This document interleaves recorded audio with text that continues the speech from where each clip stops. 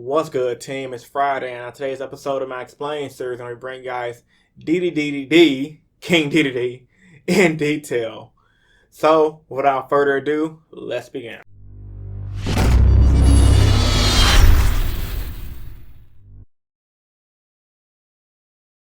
Alright guys, welcome to my DDD Explain in-depth analysis. So, this video is going to be a long video, a lot of stuff to go over. I've been going over a lot of cards from the TCG and the OCG, because right now, while DDD is a decent deck in the TCG, the deck is kicking ass in the OCG. So let's just get right into these slides. Why this deck is good? The deck is good because it controls the boards. It has a lot of beefy monsters with like 2800 attack, 3500 attack, etc. And it's just a monster in the OCG, mainly due to the fact that Monarchs got tutored and the format is really different out there. But for the most part, the deck just has, beefy monsters and controlling effects is just overly good. So that's why the deck is good. So right now I'm about to go into some of the monsters for the archetype and explain them pretty much in depth and tell you why they're good. Starting off with DD Necro Slime. If this card is in your graveyard, you can fusion summon one DDD fusion monster from your extra deck by banishing fusion material listed on it from your graveyard, including this card. You can only use this effect if DDD Necro Slime once per turn. So pretty much while he's in the graveyard, you can summon a DDD monster from your extra deck by banishing fusion material listed on it from your graveyard. So he's pretty much a miracle fusion that you use while he's in the graveyard. That's pretty dumb considering the fact that a lot of cards in the DDD deck allows you to send him to the graveyard via either discard effect and or cards from the graveyard. So off back's a staple, as you guys will see in it later on in the video, that a lot of the fusion cards for the deck are high levels and require this generic 2 DDD monsters. DD Swirl Slime. If this card is in your hand, you can fusion summon one DDD fusion monster from your extra deck using monsters from your hand as fusion materials, including this card. You can banish the card from your graveyard by summoning one DDD monster from your hand. You can only use each effective DDD Swirl Slime per turn, so you guys are seeing what some of the combos come in. You can Swirl Slime, fuse Swirl Slime, and Necro Slime to bring out a fusion, like that guy for example. And then you can use Necro Slime and effect in the graveyard to bring out to banish the Swirl Slime to bring out another fusion. So right there off back is a pretty cool, sweet little combo they can do. If I can't do that combo, correct me if I'm wrong in the comment section down below. But from the way it's worded, it sounds like you can pretty much do it that way. DDD Lamia, nice, going to the OCG. The OCG has a starter deck that us as TCG players have not got yet. We will be getting that started probably in August or September. Don't know the exact date. If I do figure out the date, I'll have a pop up on the screen right now. But for the most part, OCG has a starter deck, and this card appears to be one of the starter deck cards. This card is in your hand or graveyard. You can send one DD or Dark Contract card from your hand or face up from your field to the graveyard except DDD Lamia. Special summon this card, but banish it when it leaves the field. You can only use the effective DDD Lamia once per turn, so as you can see, when she's in your hand, you can send one of the DDD monsters from your hand or face from your field to the graveyard, so you can send one of your slimes to the graveyard to get their effects off, to special summon her, which is going to allow you to get more effects off, as you guys will see later in the video. DDD Savant Kepler. Now this is pretty much the Stratos of the deck. His pendulum effect, I haven't really seen a lot of players abuse it, but it pretty much says you cannot pendulum some monsters except DDD monsters. This effect cannot be negated once per turn during your standby phase. Reduces card pendulum scale by 2, then destroy all monsters you control at level greater than or equal to this card's pendulum scale, except DDD monsters. That part's pretty okay, but the main reason a lot of players run the card is for the monster effect. If this card is normal or special summon, you can activate one of these effects. You can only use this effect if DDD Savant Kepler once per turn. Effect number 1. Target one other DDD card you control, return it to hand. Effect number 2. Add one Dark Contract from your deck to your hand. Now you guys are seeing a lot of the DDD cards are revolving around. They have the recycle abilities of adding stuff back to their hands. And just like Lamia, you can add Dark Contract cards from your deck to your hand. So it's really good in it's really good in that too, because the Dark Contract cards are very, very powerful. DDD Savant Copernicus, another OCG card. Pendulum effect. You cannot pendulum summon monsters except DDD monsters. This effect cannot be negated. Once while this card is in your pendulum zone, you can negate and activate a spell effect that will inflict damage to you, then destroy this card. That's very powerful. I mean, negating spells and inflict damage. It can save you against burn decks, because you will go into a tournament, you will run into the random burn decks that just try to fuck with you. Trust me on that. I lost to a bunch of them. Monster effect. If this card is normal special summon, you can send one DDD or Dark Contract card from your deck to the graveyard, except DDD Savant Copernicus. You're going to use the effect of DDD Savant Copernicus once per turn, so you can see you can use that with the slime guy from earlier and start comboing out plays. When he's level 4, he's scale 1. It's going to help you bring out one of the boss monsters for the deck. Overall, solid card for the ice type, and a lot of decks like Let's Line I saw ran 2 to 3. DDD Orthros. Pendulum effect. Once per turn, you can target one spell attack card on the field, and one DDD or Dark Hunter you control and destroy them. That also combos with a lot of the older cards in here, especially with the Pendulum ones. You can just pop it, and then Pendulum summon it back, which is really good.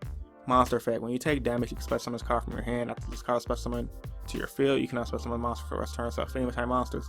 It's really good in the pinch. I think a lot of the OCG players might run it mainly from the scale. If you guys are DDD experts, let me know in the comments down below why this card mainly ran, because it's not in TCG yet. But for the most part, Spell Trap Distortion is really good. This deck can lose the floodgates, like lose one turn that just stops stuff that's special summoned on the summon. So overall, solid card. The Orthros level 4, like helping you get those rank 4 plays with this guy. Now, last but not least, the boss monster for the main deck, Д Д Д Д, Oblivian King Abyss Ragnarok. Try writing that on a fucking deck list. Pendulum effect. If you special summon a Д Д Д monster, except during a damage stub, you can target one Д Д Д monster in your graveyard. Any battle damage your opponent takes become half for the rest of the turn. Also special summon that monster, and if you do, take 1000 damage. You can only use the effect of Д Д Д Oblivian King Ragnarok once per turn. That part is pretty good. Solid ball monster effect. It has recovery. It allows you to make rank 8 plays, because you special summon guys back and start comboing out with the fusions. Monster effect. This card is normal, special summon. You can target one Д Д Д monster in the graveyard, special summon it. You can only use the effect of Д Д Д King Oblivion Abyss Ragnarok once per turn. Also, once per turn, you contribute one other Д Д Д monster to target one monster controls and banish it. This card was fucking me up in the local one time. The opponent will go summon him, make rank hits. Really annoying. Luckily, I was able to pull it off. Hashtag heroes for the win. Now, going into the spells. Now, the DDD don't really have a lot of spells for the deck. They have a few, but this is one of the supporter spells for the archetype. One of those cards that you can be used in any deck, but it's specifically used in DDD. And ironically, this card's like $3 card, $3 or $4 common, I think. Where art thou? If you control a face-up level 1 monster, you can add one level 1 monster from your deck to your hand during the end phase of this turn. Take 2000 if you do not normal summon the added monster, or a card with the same name after activating this card. So that's pretty much going to be combo with the level 1 guy from earlier. I'll just scroll back to him really fast. Savant Kepler. You normal summon Kepler, play that, add another Kepler to your hand, 2 or more of your Dark Contract cards, and then summon him the next turn. Now you notice this deck takes a lot of damage, but don't be afraid. The deck has a lot of ways to skip the damage with their fusions. Dark Contract with the gate. During your main phase, you can add one DD monster from your deck to your hand. You can only use this effect of Dark Contract with the gate once per turn. Once per turn during your semi phase, take 1000. So when you normal summon Kepler, you add Dark Contract to the gate, and then you can add another DD monster from your deck to your hand. Then you can also add if you have the Art Thou card in your hand, you can play Dark Contract, add one guy, summon one guy, add another Dark Contract, and then play Art Thou, and then add more consistency. So it's all this consistency with the deck, which is why Kepler is OP in the deck, the level 1 guy. Dark Contract with the Swap King. During your main phase, you can fusion summon one Fiend-Type fusion monster from your extra deck, using monsters from your hand or your side of the field as fusion materials. You can only use this effect of the Dark Contract with Swamp King once per turn. If summoning a DD fusion monster this way, you can also banish monsters from your graveyard as fusion material once per turn. During semi phase, you take 1000. So this part honestly kind of confused me when reading it, but I think it pretty much says you can pretty much miracle fusion out of your graveyard. Correct me if I'm wrong in the comment section down below. But for the most part, you can fusion someone from the graveyard and on the field. That's pretty dumb. Most players just use it just as a field spell card version of Miracle Fusion. So in the late game, if they top deck and they can just come back and try to win.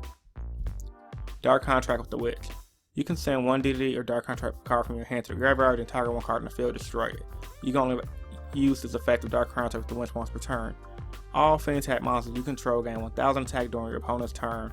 Once per turn during your standby phase, take 1000 damage. Now this card is another good card. Combos with that one slime card from earlier that activates in the graveyard because you picked one of your DDD guys, pop a card in the field. Popping effects is always good. It blows up scales, blows up annoying back row.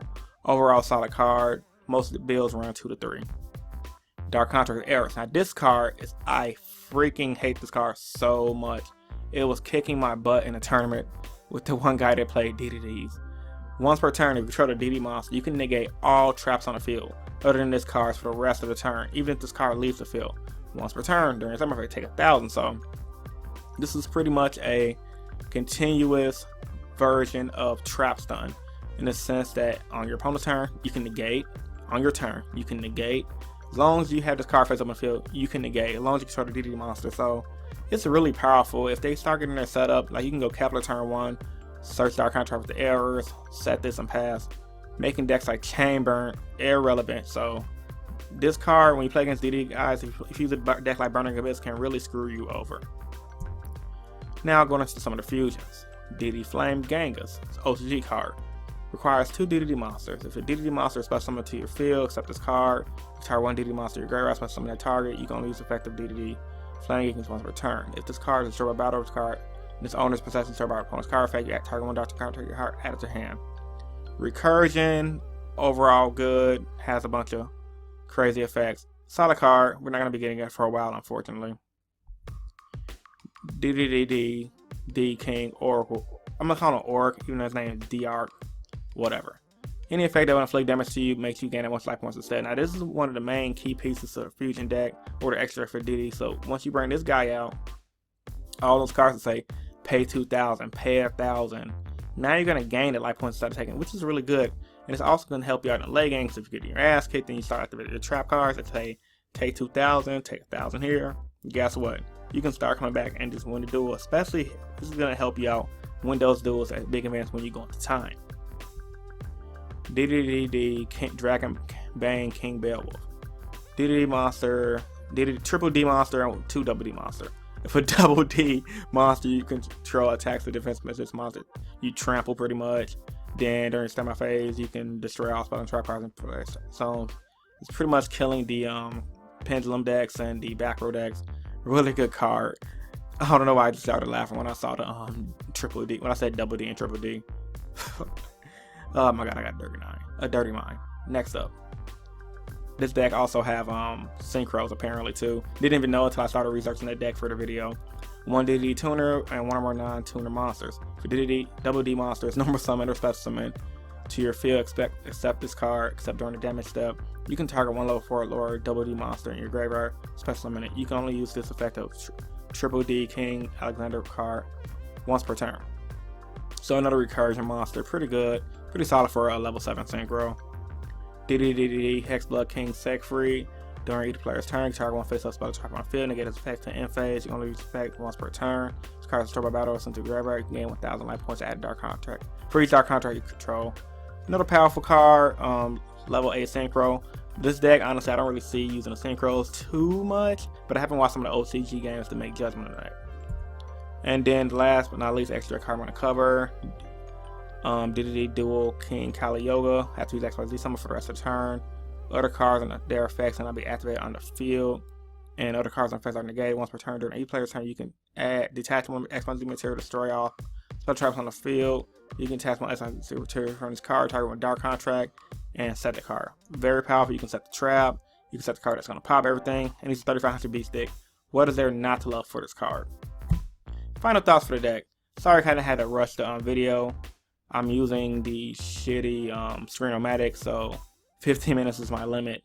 Don't worry though, I'm going to be getting better screen capture software in the future, so sorry about trying to rush those through the extra deck. Final thoughts on the deck: it's scary, it's explosive, and I honestly believe if it was in a TCG, it will be tier 1.5 because we do have Cosmos, and Cosmos can kind of interrupt the deck. And while the deck can be consistent, I think based on looking at some of the cards, the consistency is on a tier of heroes, or the fact that you're going to get a lot of consistent hands, but at the same time, you're going to get those hands where you're just going to brick and you're going to be like, what the hell am I going to do with this? So yeah, final thoughts: scary, explosive, and it's gonna be tier 1.5. Now, cue the outro. So I hope you guys enjoyed that video. If you did, give it a big thumbs up, show support. Just like last week, I'm gonna have the poll right here. It's gonna go over my top 5 decks I want to explain. I want you guys to click on that poll and let me know what deck you guys want me to explain. And the winning deck will be provided in the next. And the winning deck will be on next week's episode of my Explain series. And as I always tell you guys, I do these videos so I truly believe in helping you guys become better players. I upload 3 times a week. On Mondays I do my general discussion. On Wednesdays I do my top 10s. And on Fridays I do my Explain series where I explain decks and archetypes in detail. This is Chris with Team Innovation signing out. Peace, guys. Stay innovative. Deuces. All of your mass changes or your hero lives to the bottom of the deck so you get a shitty hand going turn 1. So stacking had to be on this list number 10 because it's one of the most relevant